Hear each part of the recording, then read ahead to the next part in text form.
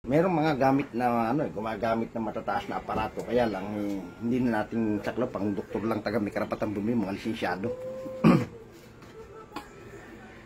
Kaya hindi ko naman sila pinupuwing. Marami taga ngayon napapahamak, iba namamatay. Ito naman bidang-bida, akala mo sa hindi ko lang masabi. Patay na yung ginamot mong yan mong yan. Oh, ay ito naman mga dapat sila doon sila magreklamo sa nanloko na pinapaniwala sila. Huwag nila sisihin ang albularyo. Ngayon, sasabihin, pinabayanin. Tagang mapapabayaan ko taga kayo kasi hindi ko po obligasyon niya, sakit na yan. Yan po yung doktor ang may kapangyarihan na humawak dyan. Pag yan hinawakan ko at napahamak sa akin, pwede ako idemanda ng doktor.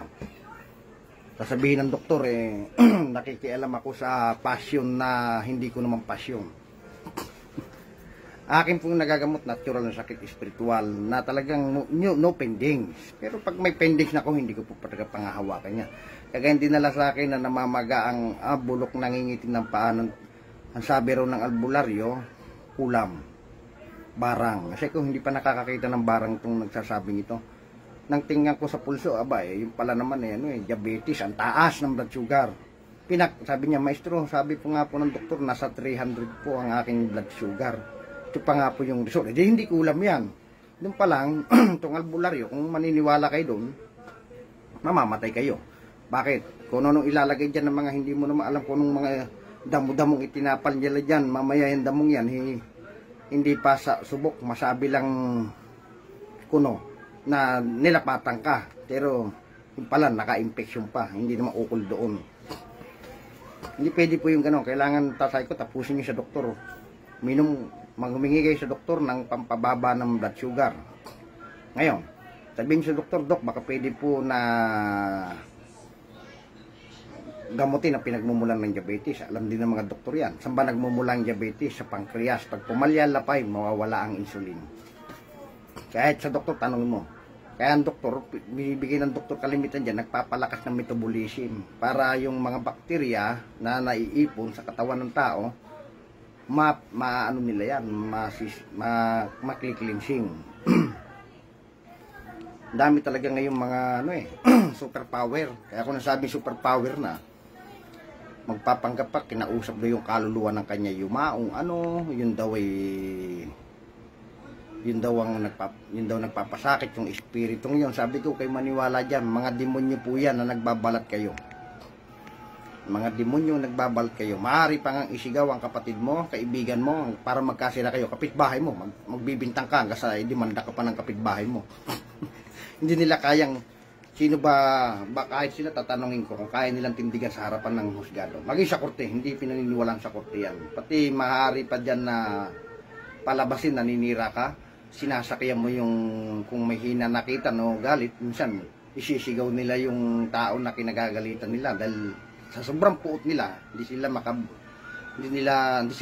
on kung paano nila to magagantihan sa ganung pamaraan. Kaya sila isisigaw ng masamang espiritu na sumasadiwa nila dahil ang masamang espiritu likhari ng puot at galit at emosyonal. Kailangan talaga ang tao matalino. Maging matalino kayo sa lahat ng pamamaraan. Kaya nga sabi ko sa iba, wala sa akin mga has na ako'y tanongin ng personal.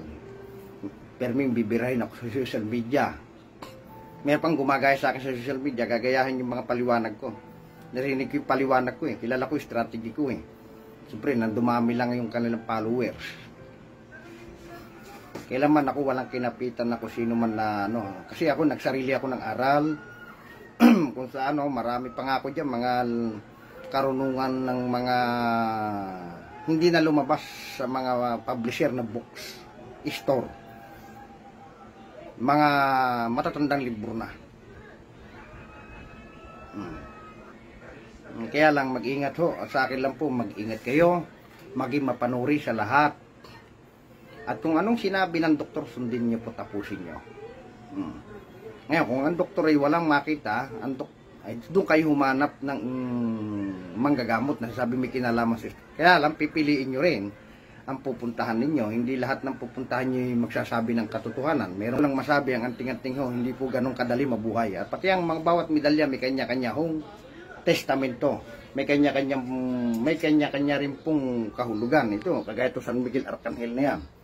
Sinasabi nila ay panlaban daw sa kulam. Paano naging panlaban sa kulam? Yan po kumbati espiritual lang, kalaban niya diablo. Ngayon, kailangan lang dyan ay alam din nila ang kasaysayan niyan at yung buong obra niyan. Ang Diyos lang, ang Diyos hindi rin natin pwedeng utusan. Tayo makikiusap sa Diyos kung ibibigay ng Diyos. Pag hindi, wala tayong magagawa. Pagkat wala pong lunas sa kamatayan. Ang lahat pong tao ay mamamatay. Base sa itinakda ng Diyos na maalam. Siya lang po nakakaalam. Kaya hindi pwede sabihin nila yung sinasabi na tataningan ka ng mga albularyo. Doktor nga po ang may karapatan lang magtaning eh. Kasi alam nila, ang diagnosis nila kung gaano kataas ang infeksyon na siyang magbibigay na ng ikli ng buhay ng tao. Pero pag albularyo nagtaning, hindi po ako naniniwala dyan. Mga bulaan yan, marunong pa sila sa Diyos. Wag nga. Kaya nga sinabing albularyo eh, tatanungin ko bakit ka tinawag na albularyo. Ang albularyo ay naghahatol ng mga mabubuting gamot, halamang gamot, nagbibigay ng lunas. Kaya nga herbularyo, herba buena, nagsasabi ng mabuting lunas. Yan lang po ang masasabi ko.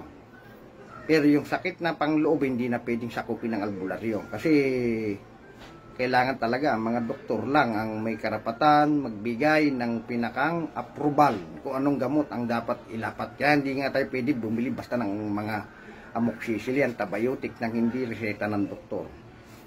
Kasi iniingatan nila merong allergic sa gamot. Yun ang iniingatan ng mga doktor. Hindi kagaya ng mga herbal. Ang herbal naman walang side effect.